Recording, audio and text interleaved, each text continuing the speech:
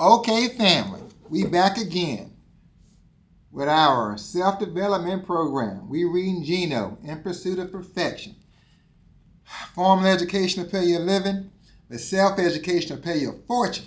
And I'm getting a lot out of this book this month. Geno, we over here in chapter 4, page 85. Now, Geno won his first championship in 95. Now, this is like 3 years later. They're winning. They 27-4 or something. They're having great seasons for anybody else. But Geno about to have a stroke out there because he want to win another championship. So he's super frustrated even though they win in 25 games. They done won 25 games 3 years in a row. His standards are just way up there. That's a note all by, that's an insight by itself. What are your standards? Anyway, that's another meeting. Right now I'm talking about the rules of coaching communication. Now, listen to this, page 85. One game, I am so frustrated. I fling the water bottle I have in my hand and it hits CD. CD is his assistant coach. As the players note later, it splatters all over her beautiful Nordstrom clothes. One of the problems is the players are having trouble telling me what's on their mind. They are too intimidated. It used to be that someone like Megan Patterson would just come in and sit on the couch and tell me what's up. The players are always welcome to come see me. But there's one rule they have to follow. Teammates, this is it. This is an insight. And actually, it's ended up being 3 rules he's giving right here. These are the rules to effective coaching communication. So rule 1, he says, I won't talk with them about another player. The last thing you ever want to do is get into a situation where you bring players in and pump them for information about their teammates, unless it's in fun because you want to get a dig in or it's a joke. Teammates, listen, you cannot, in leadership, if you're building a team, especially in something like this, you cannot talk to one player about another player. It just does not work. You want to have the type of relationship where you can talk to each person directly about whatever the issue is, work through a solution so you can move forward. You and that person, not the sideline person. You don't even want to be the type of person where they feel comfortable bringing you some information like that. If they bringing you information about some other player and it's not to provide a solution, that person is a gossip and you need to get away. That energy is not going to build anything. Don't talk to one player about other players. That does not work. Now, if the player in question, they won't be open with you and you don't have great communication, and then you can do. Talking to another player about it ain't going to fix it. It'll work. Let it just keep doing what you're doing and hopefully it'll work out. But talking to sidelines not going to fix any issue. All right. Rule 2 is, he says, I don't pry into my players' personal lives. So rule 2, we're in business. We're here to help families and grow a team and move these numbers, help more people, and be more successful. We're not here to be, I'm not Dr. Phil.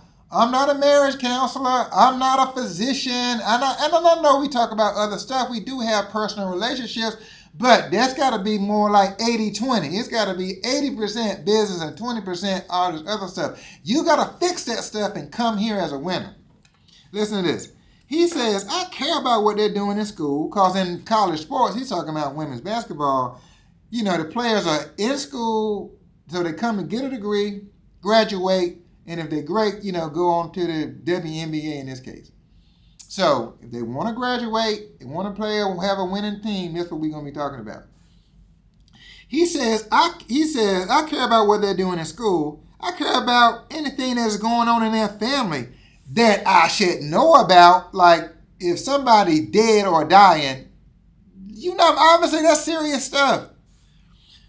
If you don't want me to know, I don't have to know. Your professor doesn't know everything, right? If I feel there's something going on that's affecting your play, now here we go. And I think that's kind of maybe where the personal life bleeds over into what we're trying to do, because most times people can't even be productive, but they got all these distractions and drama in their personal life.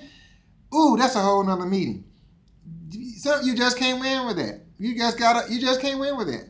Now, Your professor doesn't know everything, right? If I feel there's something that's going on that's affecting your play, I might ask some questions, but I don't want to hear about your boyfriend is a jerk, or this player is mad at you or mad at that player for that. No girly girl stuff. This ain't no junior high school team. We don't have time for that.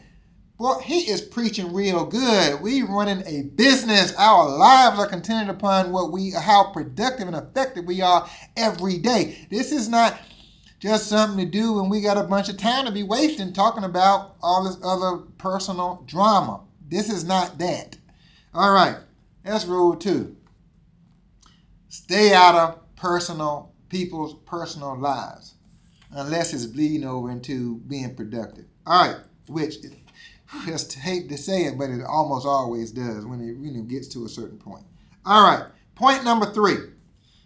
Now this is rule 3.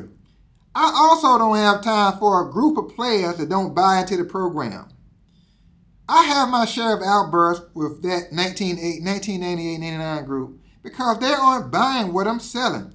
Part of it is an issue of trust. The players don't trust me enough to believe I know what is best for our team. There's a lot of sneaking around that season. That's something we haven't dealt with before. Players breaking curfew. Players just breaking the rules on the team rules that they set. No discipline. Teammates. So, rule 1. Don't talk with one player about another player. That is not productive. Rule 2. Stay out of personal lives. Each person is responsible for coming to work dressed, fed, and ready to play. Get all that. It's your responsibility to make sure you have a productive environment that you're coming from. And rule number 3, I can't even talk to you about nothing, another player or your personal life or anything else, if you ain't buying into the program or what we building. Teammates, man, this is some good stuff. I love, don't you love this stuff?